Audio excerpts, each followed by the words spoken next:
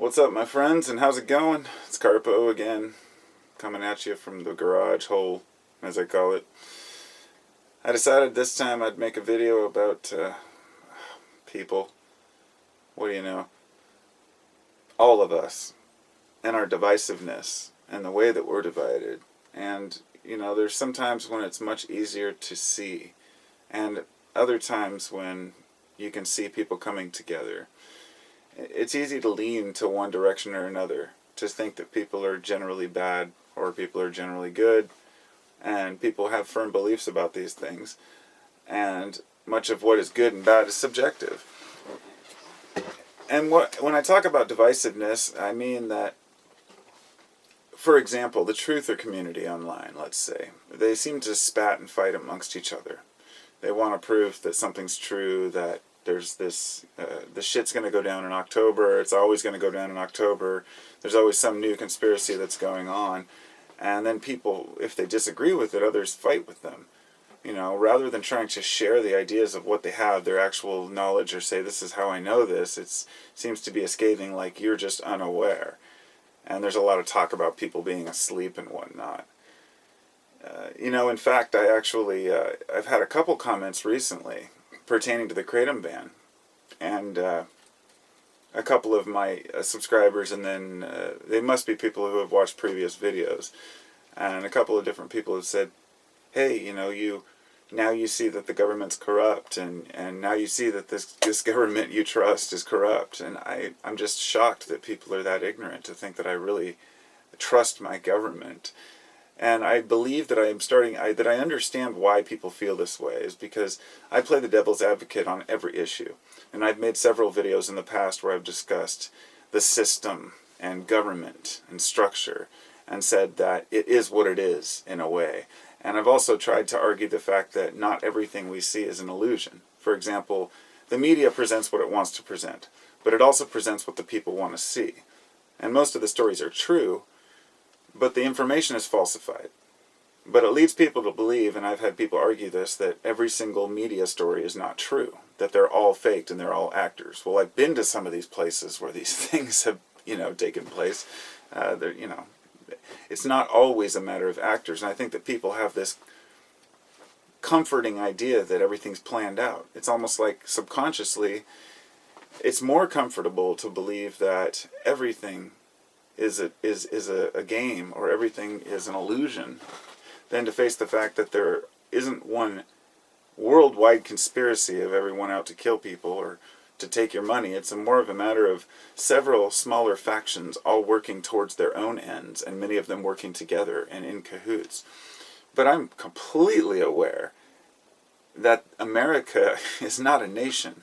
It's a corporatocracy, and it's ludicrous. And I'm aware of that, and I've been aware of that for a long time. And I think that people misunderstand my beliefs about the U.S. government and the country that I live in. I can see it from all the sides and all the angles of why people feel the way they do. I cannot stand Trump, but I understand why people support Trump. I can't stand either one of the candidates, just to make that clear. I can't stand anybody who's in office. And for those who, a couple people mentioned that that now that it's affected me, that, Kratom's being banned, that I'm all of a sudden enraged. No, I've always been enraged. I've always been pissed off about these things. I, in 1998, read William Cooper's book, Behold a Pale Horse, and this was a big, thick book that just basically was every conspiracy you could imagine. And for a long time, I believed most of them, at least not most of them. I always had my skepticism about a lot of the stories about the U.S. government making deals with aliens and letting them operate on. It was everything from aliens to Kennedy assassination, all the way back to the forefathers, and all this stuff blew my mind. And that was in 98. So it was almost 20 years ago. And since then, I spent about a decade obsessing over conspiracy theories. And I think that's why folks think that I'm, some kind of government lover or something. Fuck that. I completely despise this system. Last night, actually, one thing I've always noticed is when I take psychedelics, I tend to, it doesn't just bring down walls within your own mind and allow you to make connections about your own life. You can look back into your childhood and see things and revisit issues and deal with trauma. but it also allows you to bring down the walls in society if you focus on that. And in the psychedelic journeys I've taken, every single time when I start to think about it, I sit and think, we know that the only thing that gives people power is people. Money is not power. Now let me tell you, you can take money and you can buy anything you want with it. But you can't buy all people. There are some people that aren't for sale. But we've shown in our society that what we value is monetary gain at any cost, and we're willing to compromise our values for it. If more people had integrity, then no matter how much money a rich man waved at them, they would not do something horrible and then close their eyes as to what they're doing. And this is what's happening with the DEA ban, but it's not just the DEA. I am well aware of what's gone on with the CIA. For those who don't know, the heroin epidemic is our fault. We're the ones that allowed Big Pharma to go this far. And I mean us as a nation, not just the people. They go above and beyond our heads. They have much more money. I haven't watched a single commercial on TV in so long, and I went to the burger joint the other day, and I looked up at the TV. It was some sports place, and I look up, and it's a 3-minute commercial for some fucking drug. I don't know what it was. And I just thought, it's been years since I've watched cable, and I don't miss it a damn bit. 5-minute drug commercials. These people have more money than you can imagine. And then they show the list of side effects, and people are fooled. So I think the reason why maybe I appear passive about these things is not because I'm not angry. It's because I'm calm and cool and collected about it, because I've already processed it. And I've realized I can scream at the wall all I want. I can scream conspiracy all I want. I can scream chemtrails. I can scream at any of the things that people are upset about, and it won't do a damn bit of good. What we've got to do is get in and fix things locally and from the inside. I mean, a lot of people complain about chemtrails. Some people have gotten these organizations together in places like California to try to fight this. They're partially right, and they're partially wrong. Chemtrails are real. There's probably solar radiation management going on under our noses, but not that every plane is spraying this, and people are confusing the passenger jets with, these aerosol jets, if you will, and nobody really knows what's going on. And this is why I set it on the back burner and move to something we can deal with, like the factory down the street. So maybe this is why I might seem like I'm not aware of what the government's doing. Maybe it's just because I've actually stepped aside and realized that I can change things if I work towards it. And I'll be damned if I'm ever going to stop working towards changing things. I never considered I would ever run for office, but the more I think about it, the more I realize that we need more philosophers in office. And I'm not going to deny that we need more people with good heads on their shoulders that aren't going to try to cheat people. And it's easy to get sucked into that group mentality. It's the groupthink that happens. And this is how people go along with this shit and agree with it. And to take action over the American people's will. And this isn't just about Kratom. This is about a million things. And I wouldn't even know where to start. People are still obsessing over the 9/11 conspiracy. Let it go. We know Building 7 collapsed out of the blue. We still have no idea. There was obviously some sort of a setup there. But we can't ever do anything about it at this point, except for use that knowledge to realize that, yes, there's some serious corruption going on out there. But I'm not saying that conspiracy theories are all fake. Definitely aware of false flag attacks. I know about the Lusitania. I'm well aware of how we went into, the wars, and as well as Vietnam. There were several different incidents that happened that led us into war. We allowed Pearl Harbor to happen. As history shows, this system is so fucking corrupt that it's just almost not even worth discussing. But the one thing that I really realized is that, if people would allow themselves to bring down those borders between each other and stop fighting amongst each other about who's a better truther or who has the truth or who has the better knowledge, when people just drop the ego and start sharing knowledge and information without trying to be right, then maybe things will change.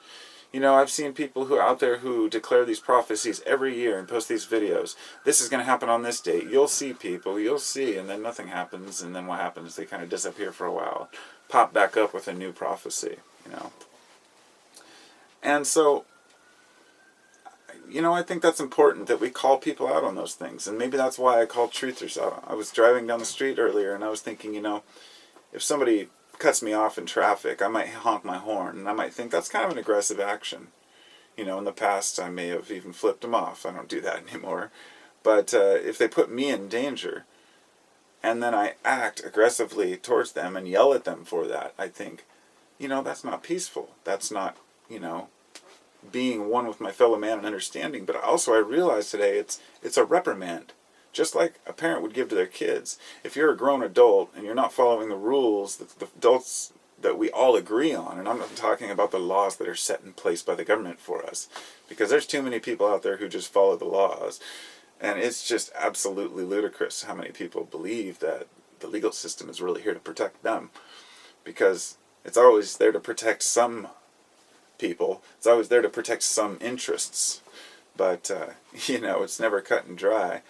The laws are, there was 40,000 laws, I looked it up the other day, 40,000 new laws put into effect last year alone in America. There are millions of laws, you know. And people trust our government far too much. They trust their pharmaceutical industry. They trust their doctors. They really do, and it is frustrating. I totally understand it. People really are stupid and asleep. And the reason why I guess I don't obsess on it is because I shake my head at it. I say people are going to wake up at their own rate to what's going on. It's going to take time for people to get over the fact that it's not about going to college, getting this perfect job, and retiring and dying. It's about finding your place in life and enjoying it for what it is, and having the freedoms to do so. For example, I had somebody who said they were going to send me a kilo of their kratom because they don't want to go to jail after the ban takes effect. And I thought, that is just heartbreaking. He said he has, you know, he works, he takes it for pain, he has 5 kids, and he doesn't want to get in trouble. So he wanted me to give it to somebody who can use it. I'm thinking to myself, you know, that shows how much people fear our own government, even over their own rights to consume a simple herb. And it is bothersome. Of course it's bothersome. But it's not just this. It's not just kratom. What's going on over there in Dakota with the pipeline? It's, you know, there's media blackout on all these things as far as what people are saying, but I'll tell you something, I don't care because I don't watch the media. It seems like the people who are claiming that they have the truth on issues, they're quoting the media itself. It's like, don't quit watching it. You need to get more into social networking and discussing it with the people who are there, watching more YouTube videos, Facebooking, sharing with the people who have videos and that are actually there, not what the TV is telling us is going on. So I can totally agree with people. Turn off the TV, you know. It's not worth watching.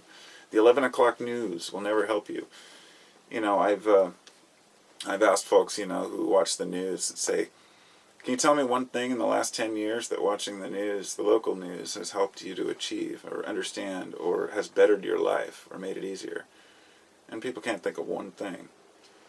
They might have some stupid, you know, local article about a heartwarming story of a puppy, and then the next one's about some, you know, some heinous murder, but they won't cover the, you know, the travesty going on in other countries, the U.S. invasions, you know, so I am ashamed of what this country has become. But it's not just this country, it's what the world's become. And when we realize that these borders can come down, and the people can come together, then we will have our power back. Because the people in charge, as I said earlier, the people who have money, the only thing that gives that money power is our belief in it. And we made a deal with ourselves as a society that we were going to accept this paper money and that we were going to accept going off the gold standard.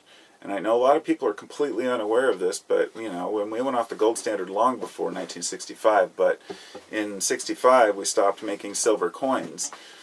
Why? Because the U.S. government didn't want to pay for it anymore. They wanted cheaper coins. They wanted to start using, you know, they even switched the penny out to zinc now because zinc is cheaper. And I'll tell you something, if you have copper pennies from 1982 or before, they're worth 2 cents.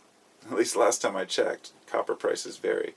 The point being that they're trying to make it as cheap as possible to where the money itself has actually no value unless we give it trust in that value. And this is why silver and gold were such important commodities. When people talk about investing for their future and preparing for the worst, I would say do not put your money into stocks, do not put your money into bonds, do not put your money in the bank. It's the most foolish thing you can do. Everyone has to use a bank account for their transactions. Get it out as soon as you can. Buy silver, put it away. That's the way to do it. That's my opinion, and I know a lot of people prefer gold, and if you can afford gold, that's great, but I like to look at a bar of silver. And I don't have much myself because I ended up, going broke and not being able to buy enough, but hopefully over time, if the shit ever hit the fan, then that silver would probably be worthless too. But it's about the only thing that may have an inherent value in other countries if the U.S. economy collapsed. So, when it comes to actually preparing for the worst, I would say the most important thing, there's two things, is knowledge and seeds. And I mean that. More important than gold are seeds and heirloom organic seeds that you can plant and grow. They're going to become more and more scarce, especially as Monsanto runs everybody down. And there are several seed bank websites that you can go to where you can buy long-term storage seeds, as well as dried food. So you get yourself a couple months supply of food and then some seeds in case you ever have to start over and grow your own crops. Because I foresee a future where one thing could happen and it could trigger a major, either an epidemic, such as the pandemic of 1918, influenza, which killed, 100 million people? Something like that. It was a lot. I think it was like 1 in 100 people. I'm not sure. It was a lot. This could easily happen tomorrow, as well as any one of these other viruses, and we are so close. When the 1918 hit, we weren't traveling as much as we are now. We're going from country to country. It would spread instantly. But what I'm saying is that a pandemic would devastate the economy, and therefore everything would get shut down. I'd be even more worried about, say, something like a solar flare. And for those who are unaware, in 1859 there was something called the Carrington event, which happened it was a major CME, or coronal mass ejection, otherwise known as a solar flare, as a lot of people call them. And this interfered with the Earth's magnetosphere, and what it does is it causes extreme aurora borealis, sometimes even all the way down to the equator. People were seeing it down in southern Europe, I believe. And point was that the only thing in place in 1859 were telegraph lines. And these telegraph lines were so affected by the ground currents that were created that it fried the wires and actually started fires in some of these places. Now, can you imagine if something like that happened today with all the wires that we have everywhere? See, now I'm getting into doomer stuff, but this is important. I did some research on this a couple of years ago and found out that I think it's something like $50 per American, we could reinforce the grid. I think it was like $50 billion would allow us to reinforce the grid from ground currents with some of our major transformers, because you have your smaller transformers for the houses and the neighborhoods, and then you have the larger, transformer areas, or the, power stations. And some of the larger power converters, I guess that some of them, there are only 1 or 2 in the world waiting. They take like 3 years to make, and they only have like 2 in stock, and there's like 3 in America. If 2 of them go out, 3 of them go out, I mean, it's over. The thing is, America isn't willing to invest the money to reinforce our power grid. We're not even willing to invest the money to fix our infrastructure. People are complaining about all the dollars that we waste on this and the dollars we waste on that. And I'm sitting here saying, look at the roads crumbling in front of you. Now imagine in 20 years when we can't fix them anymore. Now picture what's under those roads. Every one of those roads has pipelines running under it. Water, sewer, everything. These are all corroding. They're all falling apart. Out of sight, out of mind. We can't even get drinking water in Detroit. People are moving up here in groves from California. They are, right now, the city I live in, which when I moved here, it was relatively cheap 12 years ago. Bought my house, and it's like doubled in value, and now you can't even get a 1-bedroom apartment here for under $1,000 in Vancouver, Washington. People cannot find a place to live because everybody's moving here, and I'm seeing this happen. It's gradually going to happen over time. People are going to move out of the cities into other cities, and it's going to cause a major burden on the economy. There won't be enough jobs, there won't be enough resources, too many cars on the road, and it's going to cause problems. I can tell you Las Vegas in 20 years will not be Las Vegas. They don't want to talk about it, but they're out of water. They have no water left in Las Vegas. They have, I believe, something like a 5-year supply, they believe, and they were trying to tap into a well in a town like a couple hundred miles north, in which they'd have to make a pipeline all the way down there. But that would only last them another few years, and the local residents said, hell no. Vegas wants to steal our farming water. Fuck you, Las Vegas. I'm sorry. I've never had a desire to go to Las Vegas. I've never gone there. I've just never wanted to. People have wanted me to go or go for my birthday, and I'm just like, I don't want to go to Las Vegas. It has nothing to do with being a sin capital. It's everything I don't stand for. It's going in and wasting your money, getting a dopamine rush, and maybe winning something, but most likely walking out a loser, putting money into these rich fuckers' pockets who go on and buy more oil wells and more water wells. And that brings me to the water wars, which are coming too. I may as well cover that, because in another 10, 20 years, you're going to see how bad this really is. 10 years ago, I was reading about how George Bush Sr. had bought, and Jr. had bought, land over several aquifers in Texas. And in South America as well, if I'm not mistaken, Venezuela, they can use ground-penetrating radar. They've got the money and the resources, satellite imagery to know where these aquifers are. And they go in there blindly and say, hey, we'd like to buy land in your country. People don't know what they're sitting on. They're totally clueless. It's like buying an antique from somebody that doesn't know what they're selling. And then 20 years down the road, you're selling the people their own water. And this is what's happening in Africa as these nice charity organizations go in to try to help these people, supposedly. So they drill out these wells where the people used to collect water, and they put in these pumps, and then they put fucking padlocks on there. And the people have to pay. And they have to walk miles and miles, and wait in line. And meanwhile, we've got places up here in the Cascades where they're trying to bottle water in the Columbia River Gorge here. The Nestle tried to come in, and they're trying to make a bottling plant right up the river from me. And the people have been fighting it like crazy. And I heard about it like a year and a half ago, and nobody had known about it. And they were trying to go over the people's heads. And I kept telling people, are you aware they're trying to put this plant in? And what they wanted to do was take the water that was coming out of the aquifer, it was, it was fresh, wonderful spring water. It was a spring. And they wanted to, the spring was currently being used for the Columbia fish hatchery there. So what they were going to do was sell this, the city was going to sell this water to them, and then use the crappy other water as the drain water, or the river water for the fish water. It's just appalling. I mean, we know that the big corporations own a lot of what we have, and it's just disgusting. So what do we do about it? You tell me. I'm going to run out of time here, so I'll get back to y'all later.